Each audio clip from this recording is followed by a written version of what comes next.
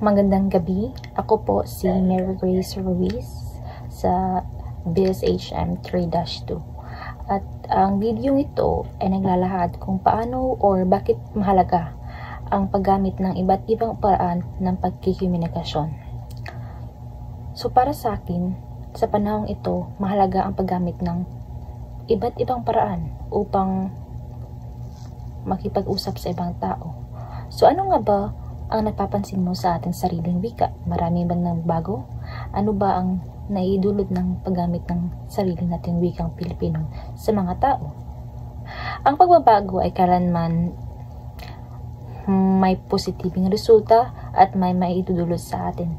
Kung ang pagbabago ay maganda ang resulta, then lahat ng tao ay gumagamit or nagsisilbing komportable sa mga pagbabago.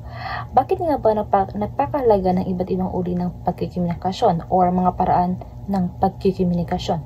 Para sa akin, mahalaga kung meron akong negosyo or gusto kong maghingkayat ng mga tao na bumili sa aking negosyo, ay hihingkayatin ko sila sa aking paraan na gumamit ng social media or ang mga estilo ng pagkikomunikasyon gamit ang teknolohiya.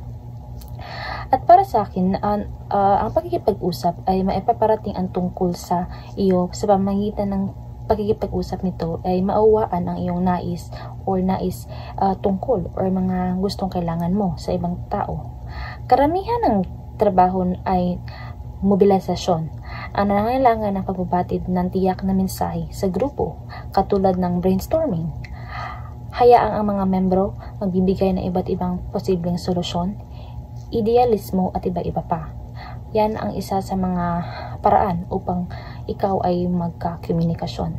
At kung ikaw naman ay bilang kaibigan, bilang parte ng iyong pamilya, o bilang isang empleyado sa iyong kumpanya, ay makakatulong din sa iyo ang paggamit ng sakto, mabisang paraan ng pagkikomunikasyon para ikaw ay maging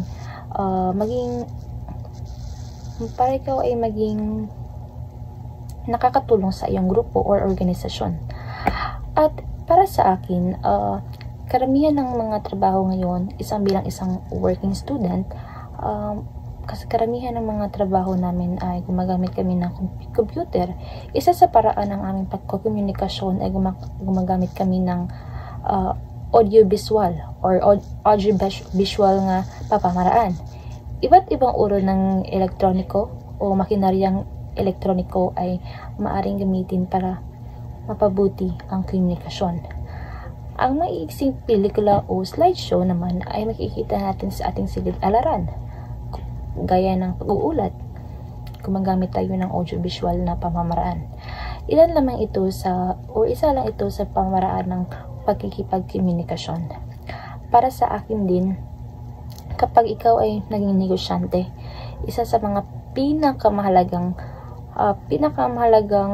panghihingkayat para sa mga tao na tangkilikin ang iyong negosyo ay paggamit ng mga brochure o di kaya ay paggamit ng social media.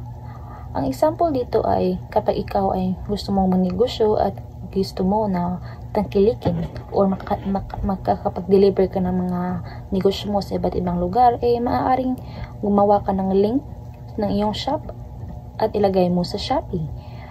At bilang isang pamamayan sa bansang Pilipinas ay matatag na Pilipino ang ating sariling wika.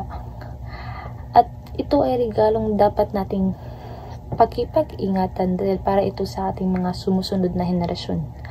Ugaliin itong gamitin at ipamalaki saan man tayo nakarating.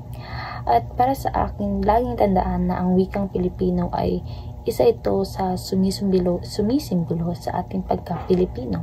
Kung walang wikang Pilipino ay wala ring Pilipinas. Yun lamang po. Salamat.